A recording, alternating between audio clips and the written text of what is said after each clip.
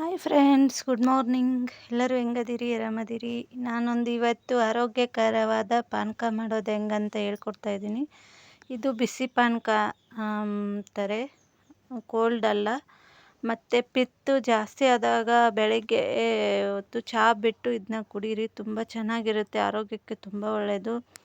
Acidity ಇದ್ದರೆ, ಪಿತ್ತ ಜಾಸ್ತಿ ಆಗಿದ್ದರೆ ಬಿಸಿ ಪಾನಕ ಮಾಡ್ಕೊಂಡು ಕುಡೀರಿ. ಇದಕ್ಕೆ 1 ಕಪ್ ನೀರು ಹಾಕ್ತಾಯಿದ್ದೀನಿ ನಾನು.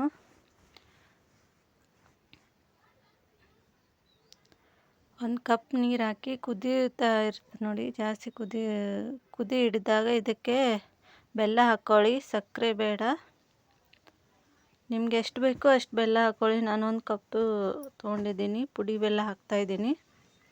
ಹಾಕಿ ಚೆನ್ನಾಗಿ ಕುದಿಸಿ ಇದನ್ನು ಬೆಲ್ಲ ಕರಗೋವರೆಗೂ.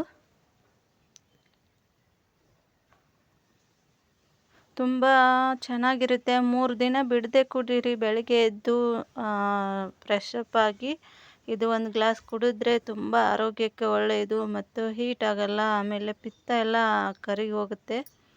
ಅಸಿಡಿಟಿ ಆಗಿದ್ದರೆ, ಹೊಟ್ಟೆ ನೋವು, ಭಾರ ಎಲ್ಲ ಇದ್ದರೆ ಹೋಗುತ್ತೆ. ಇವಾಗ ಅರ್ಧ ನಿಂಬೆಹಣ್ಣು ಹಿಂಡ್ತಾಯಿದ್ದೀನಿ ನಾನು. ನಿಮ್ಗೆ ಎಷ್ಟು ಹುಳಿ ಬೇಕೋ ಅಷ್ಟು ನೋಡಿ. 1 ಕಪ್ಪಿಗೆ ಅರ್ಧ ಕಡಿಮೆ ಹಿಂಡಿದ್ದೀನಿ, ಜಾಸ್ತಿ ಹುಳಿ ಆಗುತ್ತೆ ಇಲ್ಲ ಅಂದರೆ. ಅದಕ್ಕೆ ಬೆಲ್ಲ ಹಾಕ್ಕೊಂಡಿದ್ದೀನಿ, ಇವಾಗ ನಿಂಬೆಹಣ್ಣು ಹಾಕ್ಕೊಂಡಿದ್ದೀನಿ. ಆಮೇಲೆ ಸ್ವಲ್ಪ ರುಚಿಗೆ ತಕ್ಕಷ್ಟು ಉಪ್ಪು ಹಾಕ್ಕೊಳ್ಳಿ. ಚೆನ್ನಾಗಿ ಕುದಿಬೇಕು, ಕುದ್ರೇ ಚೆನ್ನಾಗಿರುತ್ತೆ, ಒಳ್ಳೆಯದು. ಇವಾಗೆಲ್ಲ ಬೆಲ್ಲ ಕರಗಿಸ್ಕೊಳ್ಳಿ. ನಿಂಬೆಹಣ್ಣು ಹಿಂಡಿದ್ದೀನಿ, ಇವಾಗ ಸ್ವಲ್ಪ ಉಪ್ಪು ಹಾಕ್ತಾಯಿದ್ದೀನಿ. ಹಾಕಿ ಸೋಸ್ಕೋತಾ ಇದ್ದೀನಿ ನೋಡಿ. ಇವಾಗ ಕಳೆ ಕುದಿಸಿ, ಚೆನ್ನಾಗಿ ಕುದಿಸಿ ಸೋಸ್ಕೊಳ್ಳಿ.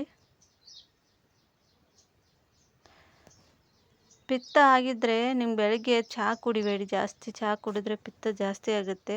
ಹಾಗಾಗಿ ಇದನ್ನು ಬೆಳಗ್ಗೆ ಎದ್ದು 1 ಟೈಮ್ ಮಾಡ್ಕೊಂಡು ಕುಡೀರಿ. ತುಂಬ ಟೇಸ್ಟಿಯಾಗಿರುತ್ತೆ, ತುಂಬ ಆರೋಗ್ಯಕ್ಕೆ ಒಳ್ಳೆಯದು. ಮಕ್ಕಳಿಗೆ ಮಾಡಿಕೊಡಿ, ನೀವು ಕುಡೀರಿ.